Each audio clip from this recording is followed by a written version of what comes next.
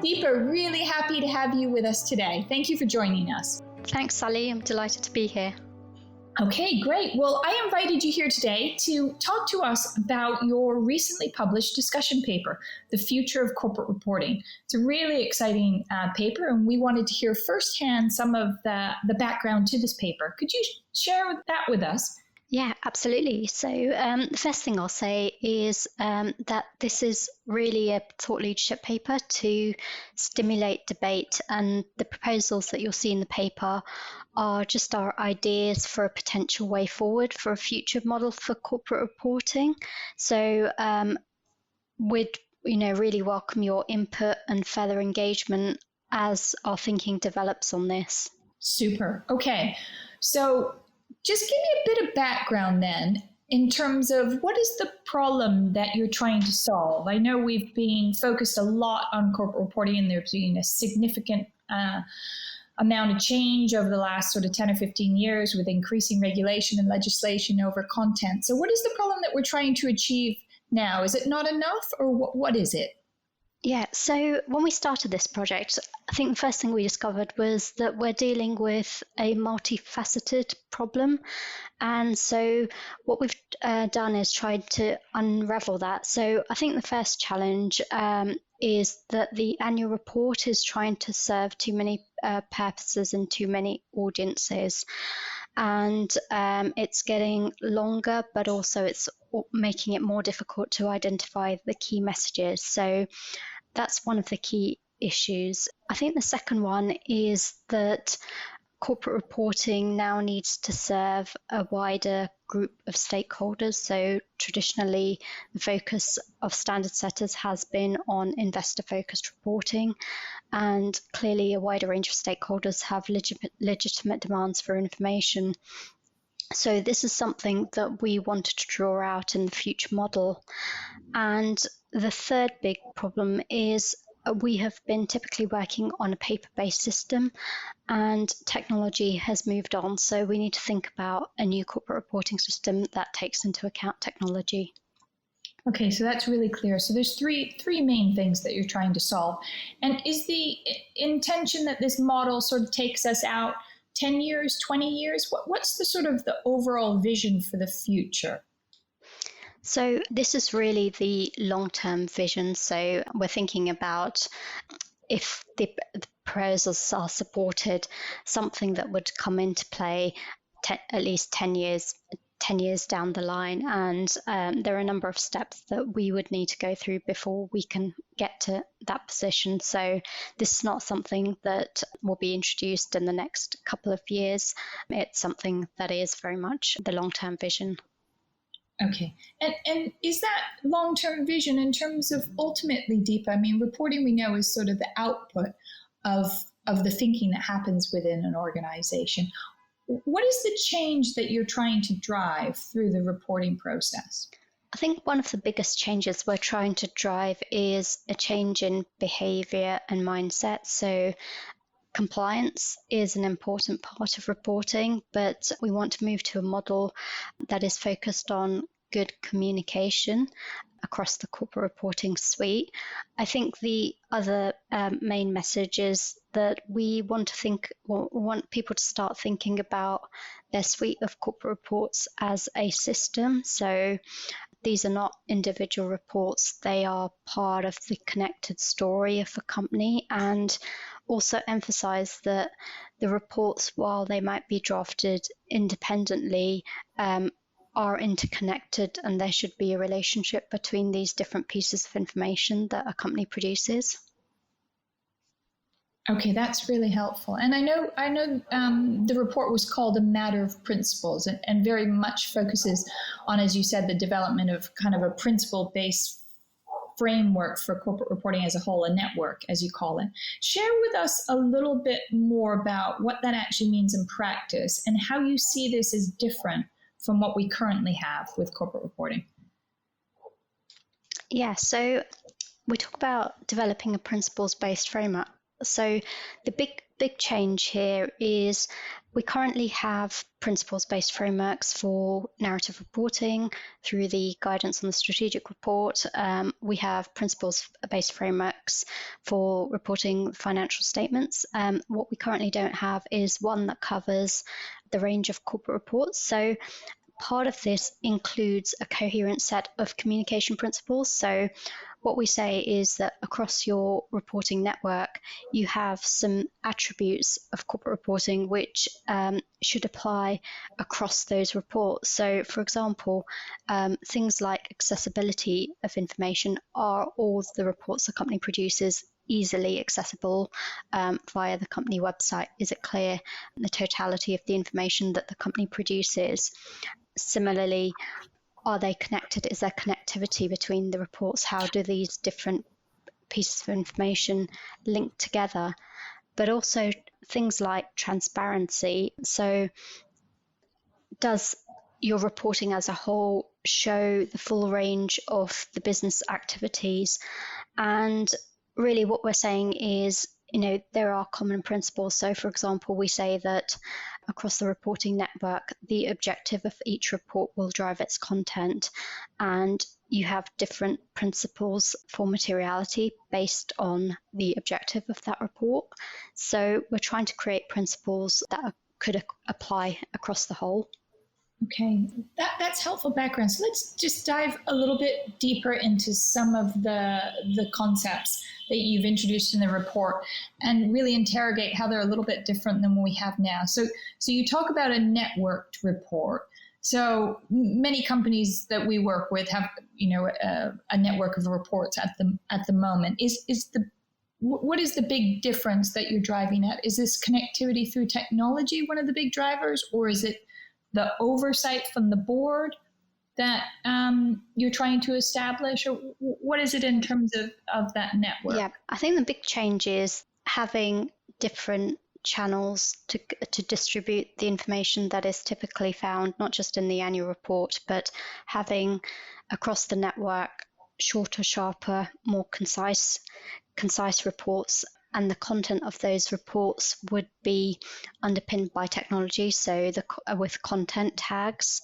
So that would be one of the key differences in the model that we're producing. The other couple of things I would say is we see this network as having a mixture of voluntary and mandatory reports. So there may be some reports that would be mandated by regulation.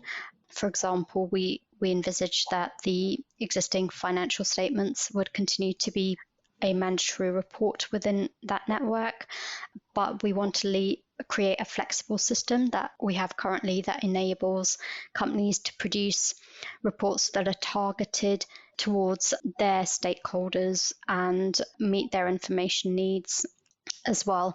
We do see that this model will still have some element of periodic reporting, but not all reports would need to be provided at the same time frame. But it may well be the case, like the annual report today, that certain elements would still be provided at a periodic reporting date.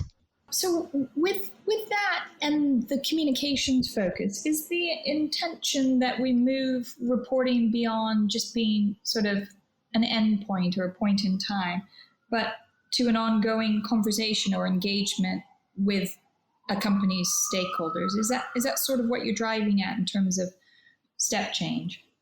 Absolutely. So we talk about reporting being a dialogue between a company and its users. So we see that this model is driven by the company. So the company would identify who its key stakeholders are and have conversations with them about what their information needs are and produce reports that best meet those information needs.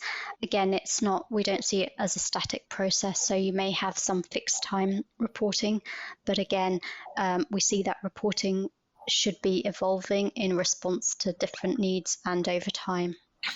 Okay, that's really helpful. So let's move on to materiality and talk me through a little bit about the thinking behind materiality. And I guess from that perspective, historically, we've always focused on using the concept of financial materiality in terms of what's important to investors in the annual report. So how does that differ from this sort of the reporting network and the key documents you're proposing in that? So our overall principle for materiality is to move to a model where the objective of the report drives the content, and materiality is assessed with reference to the objective of the report.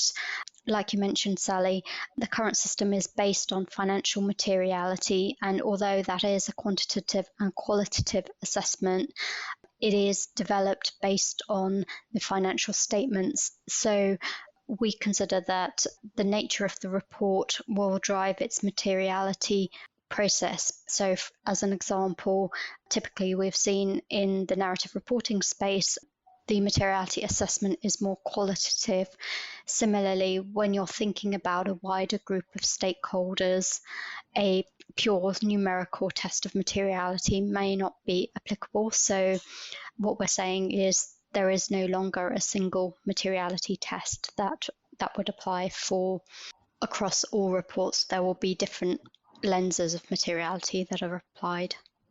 And the different lenses of materiality would be up to the company or organization to determine based on what they felt the objectives of that report should be? Absolutely. So certainly for the voluntary report, that would be the case. For mandatory reports, it may well be the case that the regulators outline their definition of materiality as we see today in financial reporting, and that would determine the filter that the companies need to apply. Okay. And just we haven't dived deep in terms of the network and the three core, the unbundling right now, and I guess the three core reports that you're proposing or putting out for people to comment on. Do you want to just talk through sort of those three different reports and how you see them? Absolutely. So we have our reporting network illustrates three key reports. The first report is the business report, which we see as the centerpiece of our model. And this is a concise document with similar content to a strategic report, along with the primary financial statements.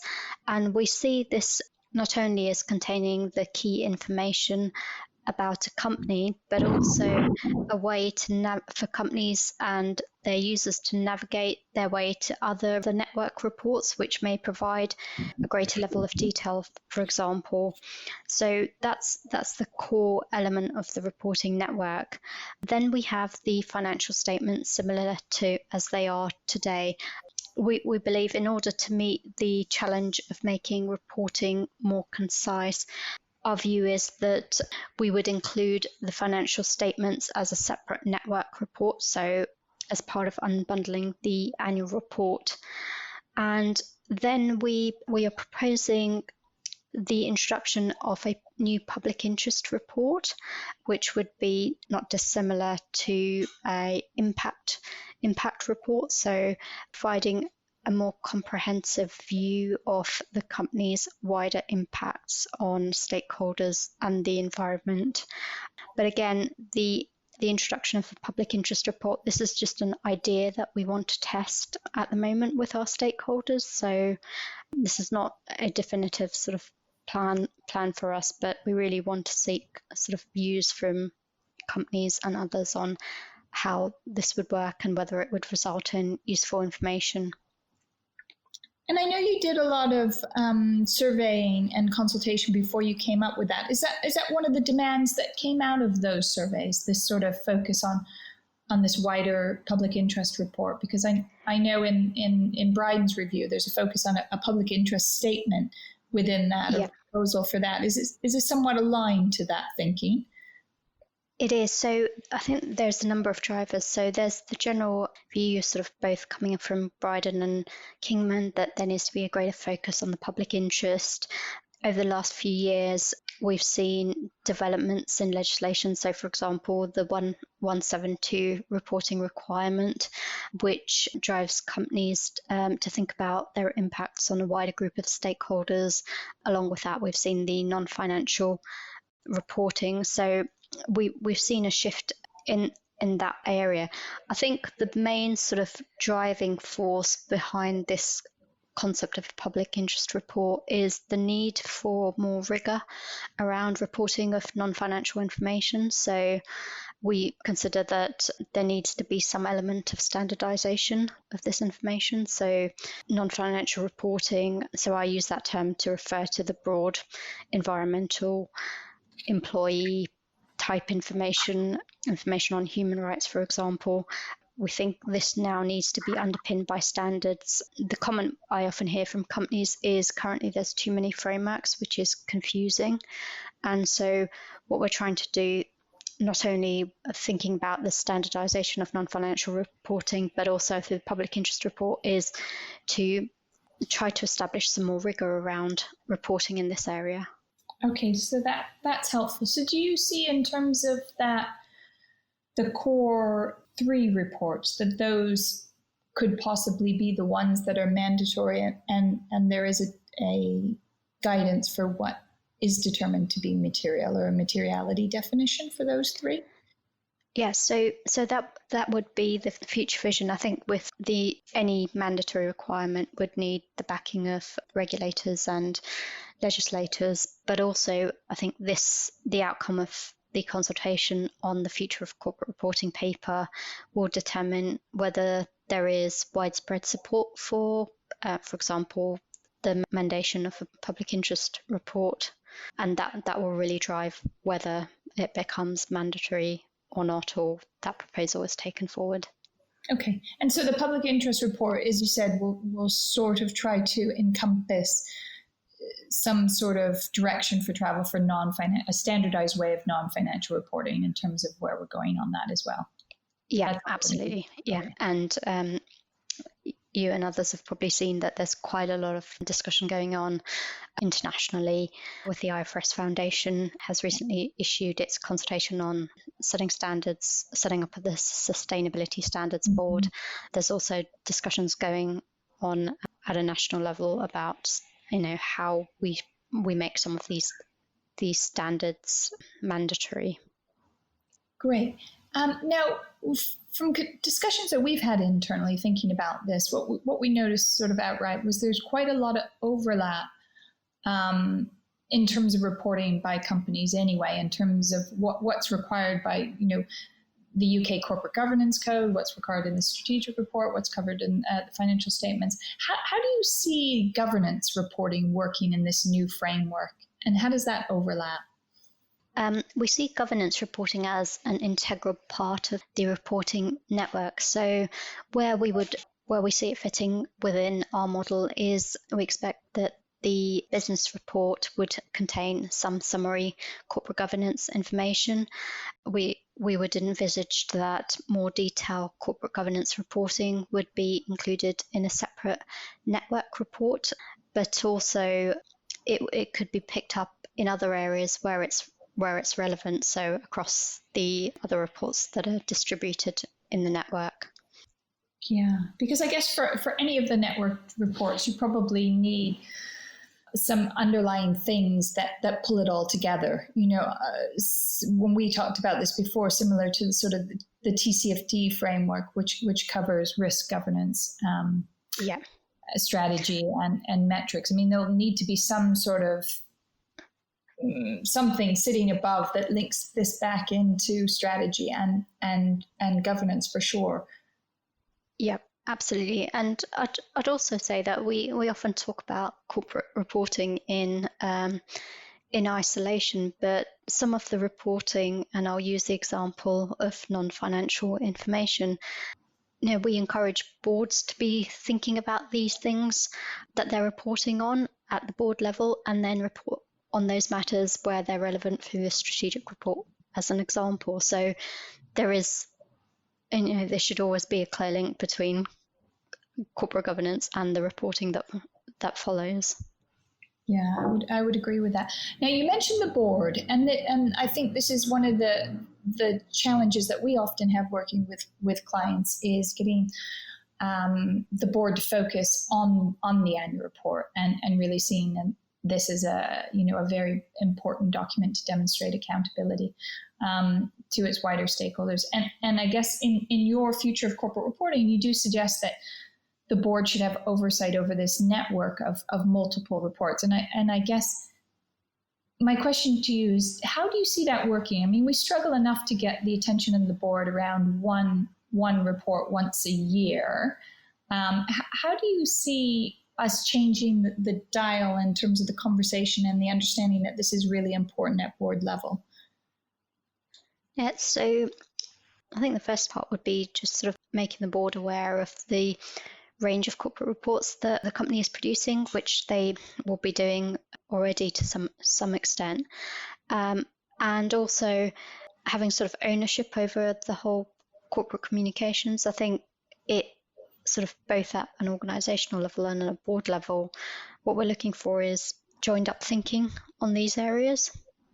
Yes. And do you envision sort of in terms of us being able to achieve that joined up thinking? Because that's one of the things that I think Section 172 and reporting around that has challenged a lot of companies because of the relationships different people within the organization have with different stakeholders, and actually the challenge of bringing that all together and then understanding what that means as collective and then feeding that up to the board so it can influence or be considered in strategic decision making. Do you envision from an organizational standpoint that there'll need to be some sort of almost committee or body that looks after this network of transparency that we're moving towards? Yeah, so I think what I'd say is there probably needs to be a owner or a body of people that oversees the range of corporate reports and comes together as part of that reporting process. I would agree with you in that it is a challenging and it's a big ask, but I think to achieve the cohesive reporting that we're looking for would require that interconnectedness within the organization as well. Okay, great. And you mentioned Bryden Review and Kingman a few minutes earlier. Do you want to just give us a little bit more color on how this sort of thought piece fits with the future of audit and works hand in hand with that moving forward, and how you might see that vision working? Absolutely. I think sort of two broad themes that I'll highlight is the focus sort of on, out of all these, this publication as well as Bryden and Kingman is looking at the interests of the wider group of stakeholders, and also looking at a wider set of information that companies produce, so not just the annual report, but wider corporate communications. And the proposals we have in this paper are consistent with the direction of travel with Bryden and Kingman. The way we see it fitting together is we see the principles-based framework for corporate reporting that we're proposing in this paper would fit in with the principles-based framework for audit that Bryden envisages, and that would be supported by the appropriate system of regulation that Kingman discusses in his review. Okay, so we're still waiting for that, I guess, the final report to bring that all together. And then we'll have to see where it goes from there, won't we, and how that fits. Is that why the consultation for this is sort of drawn out until next year, to give us a bit of time to see that report? Is that? So for this one, the consultation period is would give people time to reflect on the Bryden consultation, but it's also, we wanted to, given the significance of this topic, we wanted to give people a reasonable amount of time to consider the proposals that we put forward and make suggestions and share their ideas with us on how we could take this debate and discussion forward. Okay, that's helpful. And just a few more things from the report. The report itself leans very heavily on the importance of technology and the need for technology in this network sort of system of the future. What was the sort of feedback or background to that, and how information is being used? And what was the thinking in terms of moving forward? So we see technology as an enabler of this model. The idea was that, again, building on the theme of interconnectedness, that technology has moved forward quite considerably, and we should be embedding that into reporting. So, for example, simply using links, but also in future having content tagged so that people can identify the relevant information to them through the use of information and data points that are tagged within the reporting network. So we really wanted to build that into the system. Super. And is that because you're having a demand from investors? Is that what investors are looking for, tagged information? What we're seeing is investors want information that is easily searchable and easy to navigate. I think different investors have different views on their preferred method of consuming information, but we felt that technology was an important part of how information will be consumed in future, and is currently being consumed now. Certainly with the current annual report, it is very much, we still see printed copies, and it is very much a system that's based on paper reporting.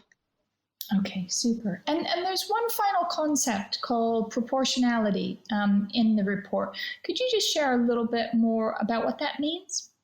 Yes, yeah. So when we started thinking about developing a new model for corporate reporting, we were looking at the range of corporate information that the largest public companies may produce, but we also had in mind the needs of different companies that are of different sizes, of different scale.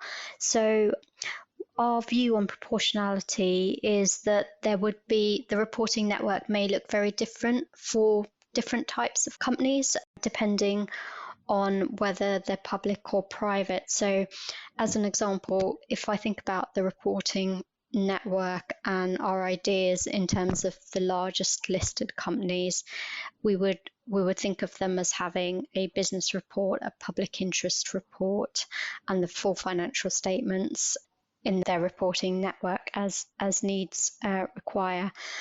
For a smaller company, it may well be that company's main core report is actually its financial statements, where there isn't a broad audience for that information. So we wanted to develop a model that can be scaled up or down depending on the type of company, because again, sort of the idea is not to introduce new reporting burdens for companies in the current environment.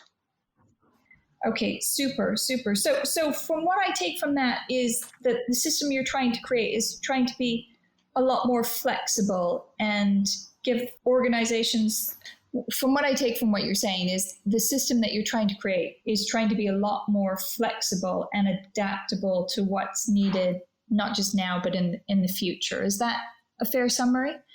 Yeah, that's exactly what we're driving at.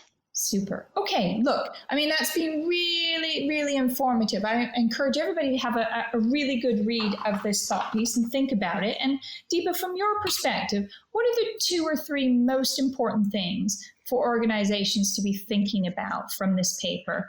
And what are the things that you really want them to be sharing with their executive teams and boards in terms of the way forward? Yeah, so I think the one thing I would say is that what elements of this model could be taken forward as best practice. So I also would encourage people to think about it. We've presented the model in its entirety in the paper, but the paper is divided into different sections. So this is not intended to be an all or nothing approach. Are there elements that you feel work really well? Are there elements that could be improved? And that would all be very helpful feedback to us. We are thinking of this as the vision rather than something immediate. So that would be one of the key key things that I'd encourage people to take away and to think about. And also from a practical perspective, how could we, if in future these proposals were supported and we were thinking about implementation, how could we do that, learning from the practice of companies that currently do their corporate reporting and corporate communications. Super. So in terms of response then, can you just outline a little bit about what you'd be doing in the coming months, and then maybe share with us exactly how you would like companies to either engage or respond to this paper? Sure. So we have a number of outreach activities planned over the next few months. So tomorrow we have a launch event, which is an open event advertised on the FRC's website. We will be hosting a series of roundtables with interested stakeholder groups as well. And we would very much welcome written responses to the consultation as well. So the paper has an email address where we would welcome input. Again, please feel free to respond on the matters that you feel are most relevant to your organisation. So even if you're not able to comment on all the questions, would very much welcome your input. And also in terms of sort of next steps, so we'll look at the comments, which will determine our next steps, but we will look to consider how we take the proposals forward. Would they be best practice? Do they require regulatory change? And the feedback will really drive sort of the next steps for us. Super, Deepa. Just one final question before we go. So in terms of how do you see this vision and this model working outside of the UK? I mean, many of listed companies are global organizations, many of them listed on more than or have more than one listing. How do you see this fitting with the other regulatory and legislative regimes that are out there? Yeah. So one thing we see, particularly with the unbundling of the annual report, is even though the information may be distributed in different places, you would still have a series of reports that could be put together through the use of technology to create something like a annual report to facilitate comparison internationally. So I think we're very mindful of balancing the need for there to be a flexible approach with the need to make sure that information is comparable. So some of the core elements that you see today would remain, but it gives the opportunity for new elements to come in future, and those that are perhaps not being used to be removed. Okay, super. Well, Deepa, that was really helpful overview. And if people want to get engaged, there's emails on the report, and they can get in contact with you directly if they want to attend one of the workshops or get involved. Yes, please drop me a line. Super. Okay. Well, thank you very much for your time. That was really insightful. I encourage everybody to have a look at the reports. There's some really interesting concepts there. They really need some thinking through, and they really absolutely need the input of corporates to review and see how we can move this forward, and from a practical sense, what might work and what might not work moving forward. So thank you again, Deepa, for today, and look forward to seeing how it develops. It's very exciting. Thanks, Sally, and I look forward to receiving the comments.